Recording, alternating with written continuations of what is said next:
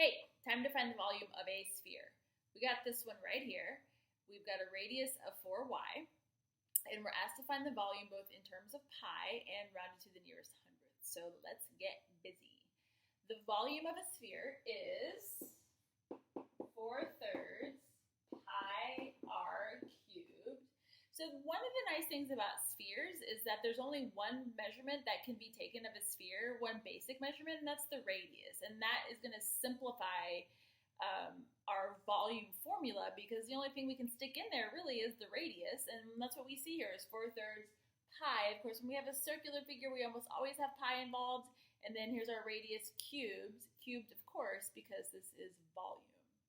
So I notice that my radius is 4y. If my measurement is going to have a y or any variable in it, that tells me that my final volume, my final answer here is also going to have a y in it. So just be prepared for that. So let me plug in my value for my radius, which is 4y, and then go from there. So the volume is 4/3 times pi times 4y cubed. My whole radius is 4y, so I'm putting all of 4y inside those parentheses, and I'm going to cube that whole value.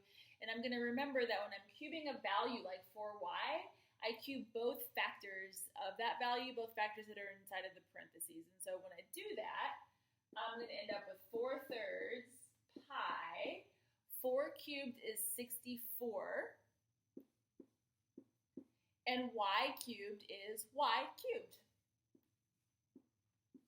So now I've got something that looks like this, and I've been asked to leave my answer exact first and then turn it into a rounded answer to the nearest hundredth. So I'm going to first work on my exact answer, which is going to have pi in it. I'm also going to leave it as an improper fraction. So what I'm going to do is I'm going to multiply 4 and 64 together, and I'm going to leave the y cubed, and I'm going to leave the pi. And so what's going to end up happening, I think, can I go down? Yeah.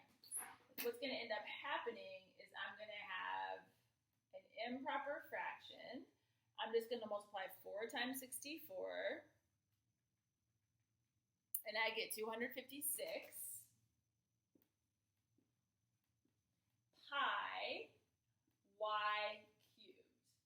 So my exact answer, it ain't pretty, but that's what it is. There we go, 256 pi y cubed over 3, and that would be units cubed.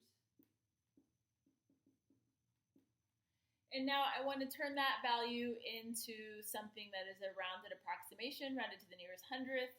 So, of course, y cubed is still going to be in my answer, so y cubed is not going into my calculator. What's going into my calculator is 256 times pi divided by 3. And that's what I'll do right now. So 256 times pi, and then I'm going to divide that whole answer by 3. I get 268 into the nearest tenth, 268.08. So that's approximately, and I'm not going to forget y cubed is still part of my answer because it's part of the length of my radius. So 268.08 y cubed units cubed. Way to go, everybody. We got through another one.